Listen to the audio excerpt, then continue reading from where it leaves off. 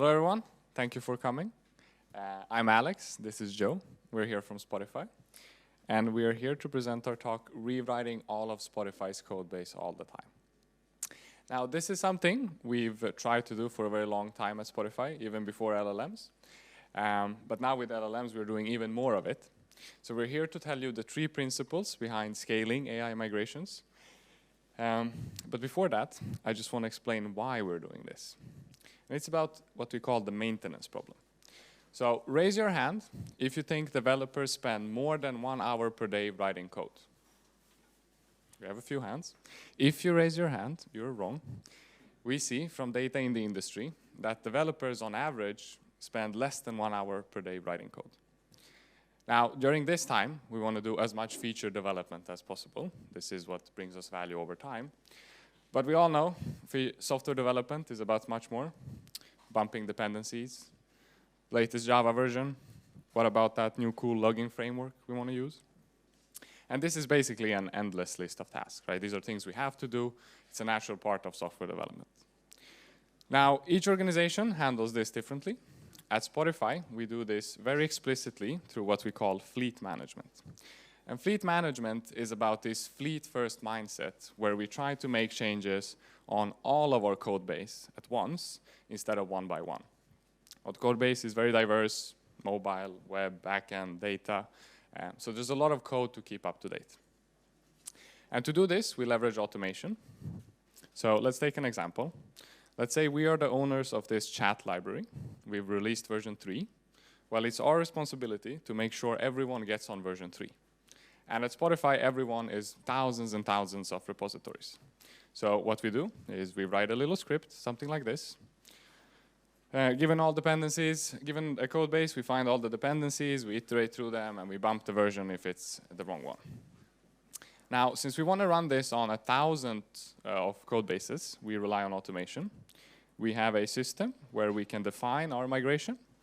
So the first thing is the target. This is a Java dependency. We only want to target Java components. And we also define our transformation. So in this case, this would be the script I just showed you. What happens then is that our system picks up this file and starts a Kubernetes job for each target. And each job then speaks to GitHub, clones the repository, runs the transformation, so our script, and opens a pull request. This pull request is then sent to code owners for review and to merge. In some cases where we feel confident about the change, we might even auto-merge it. So we have a system which can be configured to automatically merge these PRs if the build passes. Now, this works great. So in this graph, you see how many days it takes for 70% of our fleet to adopt the latest version of our internal backend framework. And we see how this changes over time. So before we had the automation, it will take us almost a year. And with this automation in place, we're down to just under a week.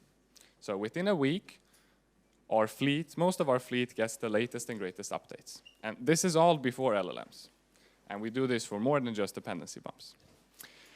But when I look at this today, I wonder, why not 100%?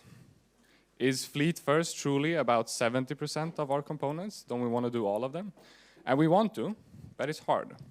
So it turns out the long tail is complex. What happens in that 30% is we see this, no such method error. So it turns out that in version 3, we remove this post method, and now our script can't really do much. And at this point, the value of automation stops. We are back to the developer manually having to fix this, and we're using up that 1 hour of coding time. Now, let's pretend this was a simple issue. Let's pretend the only thing that happened was we renamed the function. It's still there. We can write some code. So at the bottom, we find all post methods and we replace them. The problem is this is a bit too much pseudocode. We don't want to remove all post methods. We just want to remove the ones from our library. So the code quickly gets complex, starts looking like this. There's a bunch of abstract syntax tree parsing and a bunch of complexities and edge cases. And at this point, there's truly only one person at the company that understands this, but it works. So we run it, and then this happens, different error. So it turns out that in version 3, we also made some performance improvements. We made some assumptions.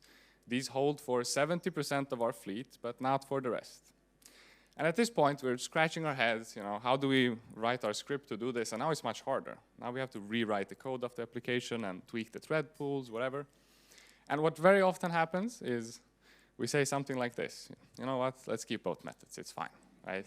We already migrated most of it, and we proclaim success. But at this point, we have two methods now. And that brings us to the core of the problem, which is that a diverse code base brings a diverse set of problems. We have many unique problems to solve. And in this example, we're just trying to bump a dependency to version 3.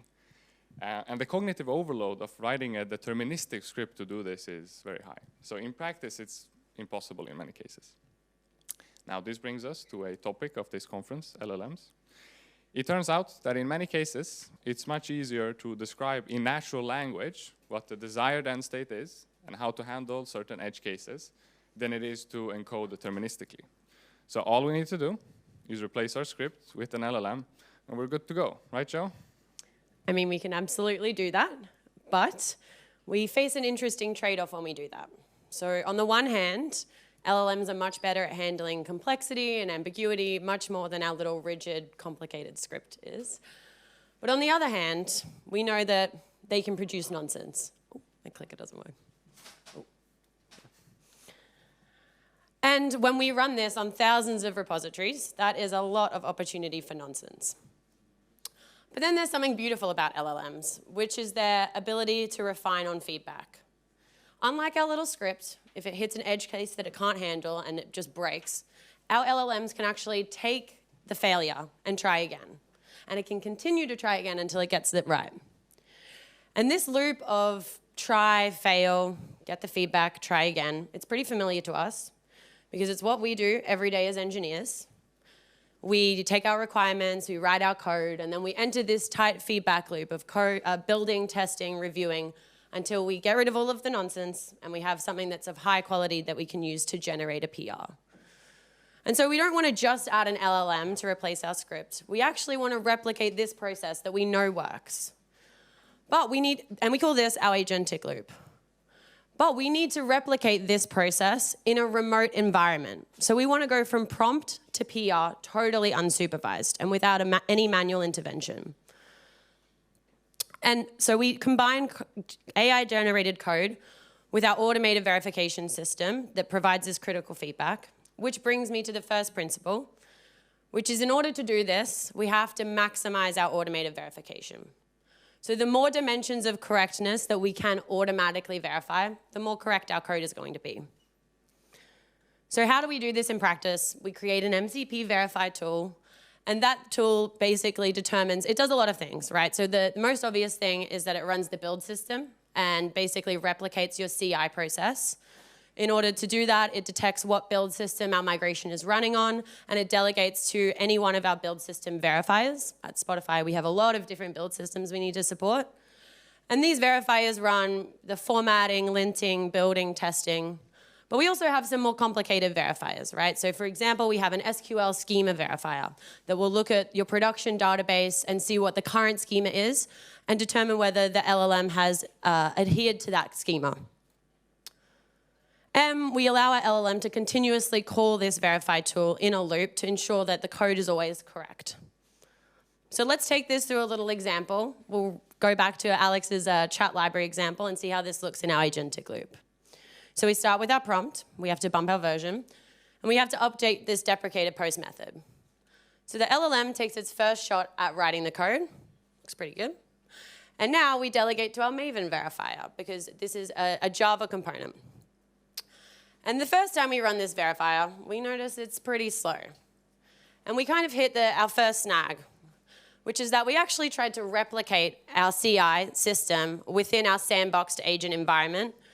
And it's not designed to do this, right? So our CI system is purpose-built for running our CI process. It has caches that can be used to make the dependency installation really quick. It's set up with all of our permissions and our secrets so we can run our integration tests. And trying to replicate this as part of our Kubernetes job is fraught with issues. And we realized pretty early on that we need to try to leverage our CI system as much as possible. So we delegate to remote builds where we can. And given this, next time we run our Maven verifier, it's a bit quicker. But out of our build command comes this. And this is probably the most disgusting thing that you're going to see all day. This is a Maven build failure. And if I fed this directly back into the LLM, it would probably fall over. The context window would just completely explode. And really, all we care about is that. So as part of our verification, our verifiers need to be able to understand how to extract the bits of the failure that are actually going to be used by the LLM to fix the issues. And for some build systems, this is kind of easy. Maven build outputs can be fairly standardized. But for some, it can be really complicated. But our Maven verifier correctly extracts this, and we see this familiar issue. We've got this deprecated method that still needs to be updated. So we feed this back into our LLM, and it goes again. And this time, it's actually addressed the issue. But this isn't the only change that it's made. It's done this. And in some cases, it's done this. It's just deleted all the tests. And we realized that our agentic loop at this point it's not great at addressing the requirements of the migration, but it's great at getting the CI build to pass. And the easiest way to do that is just to remove the tests. So we're missing something in our engineering loop, which is this final review stage where we actually look at the code and we reflect, does this actually do the thing that we want it to do? Does this meet the requirements? And to do this, we use an LLM as a judge. How ours works is we take our initial prompt and our generated code, and we have our second LLM output a verdict as to whether it actually addressed the requirements of the initial prompt. So for our example, removing a test was not part of the requirements, so the judge fails. And at this point, we've blocked the migration from completing until the LLM addresses the issue. So we give it one more chance. And it does the right thing. It re-enables the tests, it fixed the issue, happy days. And now we go through our feedback loop again. We run our Maven verifier successfully. We run our judge verifier successfully. And at this point, we've got a successful migration. And we're pretty happy with the output we have, right? It's correct.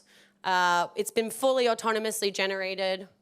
And we've solved the issue of like bad AI-generated code in a lot of ways. But in our system, at Spotify, with fleet management, we have a new problem. Because if we're going to run this on 3,000 repositories, we're going to create 3,000 pull requests. And this really stresses me out, because as a migration owner, I have to review all 3,000 of these. But why? If our automated verification is so good, why do we need to be in the loop here? Well, there are still some aspects of the code that we can't yet automatically verify. We're getting there. We're looking for opportunities for higher order testing to automatically verify 100% of our code. But until then, we need to be still in the loop. And let me show you an example of something a verifier could miss. So in a recent migration we did, this is kind of a simplified version, but it demonstrates what our LLM generated. We took a client stub and we migrated it to client stub version 2. And it's syntactically correct, right? The build system passes, the judge is satisfied, it does the thing that we wanted it to do, but it introduces a bit of a performance snag.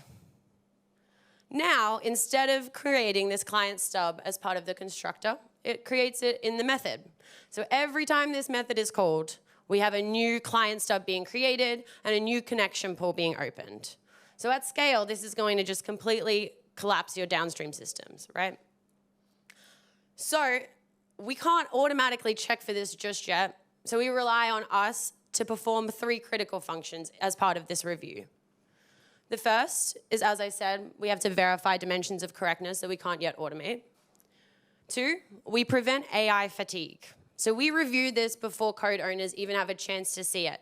We're trying to build trust in our system. And if I was a code owner and I saw 10 of those, I'd start ignoring them.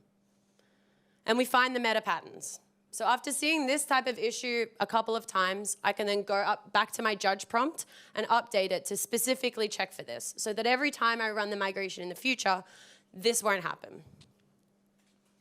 Which brings me to principle 2. We know we play a very critical role here, but it's the bottleneck for our system. So we need to look for opportunities to minimize manual intervention. And to do this, we invested heavily in observability, and we vibe coded a bunch of UIs. Here, looks simple, but we classify all of our failures, and we noticed something pretty early on, which is that we were spending a bunch of time debugging these verification failures only to realize that the verification never passed to begin with. There was, even with no code changes, the verification would fail. So maybe, for example, you've got a bad commit on your master branch. And when you're running on a lot of components, this can sneak in. So what we do is we actually run our verification first before we make any code changes. Then if we see failures, we filter those out to save our time debugging. We added a trace to all of our executions with MLflow, and we log everything, right? We log everything that the LLM does, all the inputs and outputs to our verifiers, and then we group and we classify those failures, and we visualize them on this dashboard. So this, for me as a migration owner, makes it really easy to see, like, what is my low-hanging fruit?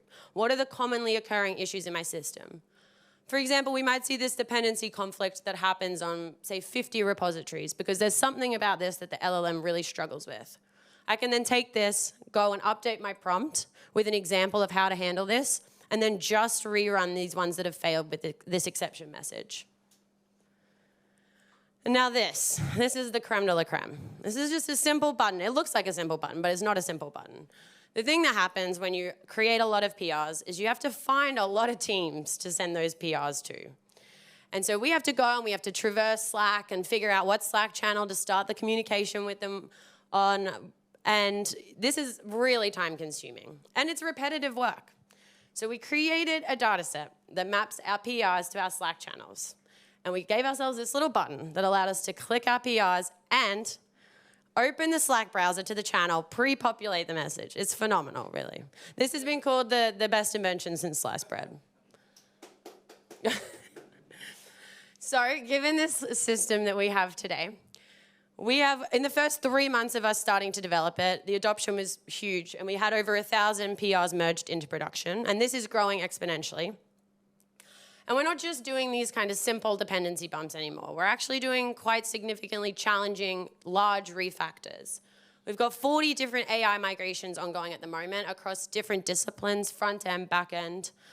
And the thing that I really like the most about this system is that people that have never done a migration before are now excited to do migrations because the cognitive load of writing a natural language prompt is so much easier than trying to write one of those deterministic workflows. Okay, so now the question is this how we rewrite all of the code base? Unfortunately not. We're getting there. We're super close, but we are hitting a familiar problem. We are further along that long tail now, and our prompts, they don't really look like this. This is too simple. They look like this. They're several pages long. There's a lot of complexities and edge cases in here, and we're kind of back to only one person really understanding how to do this, like what the edge cases here are. So we wonder, how did we get here again? Like, why is it complex again? Well, remember when we said this? Remember all the times we said, let's keep both? Well, this adds complexity.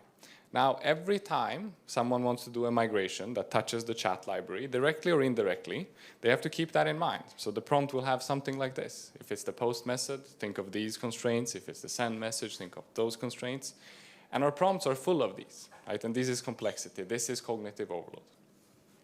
Now, this is basically the same problem we talked about. We still have a diverse code base with a diverse set of problems. We have many unique problems to solve. They are slightly more complex problems than before, but still the cognitive overload of doing this is high. What is different now, like Joe explained, is we don't have to settle for this. We can actually get rid of all those post methods. And this brings us to our third and final principle, standardize through migrations. So we know that as we standardize, we make the code base less diverse. Things look and behave the same way. And if we take that to its very far end, that means we only have to solve one problem once, and we've solved it for everyone. So what we need to do is pick migrations that enable and simplify other migrations. The chat library is just an example here, but why are we using 2 database clients? Why do we have 3 logging frameworks? Why are unit tests written differently? These are all small complexities that add up and make this hard to do. And then we ask ourselves again, is this how we rewrite all of the code base? Well, yes, we think so. And that's because there is something beautiful in how these principles reinforce each other. So by maximizing automated verification, we are producing more trustworthy code. The LLMs are. And if we trust the code more, we have to spend less time manually reviewing it. Now, these 2 things allow us to do more code changes. And if we do more of the right code changes, we can standardize through migrations. We remove the post methods. We reduce the database clients, all of this. And as we do this, it becomes easier to automatically verify. There's less time to review. And as this loop builds momentum, we're getting faster and faster at rewriting the code base all the time. And at this point, the question becomes that 1 hour, which features do we want to build instead? Thank you for listening. Thank you.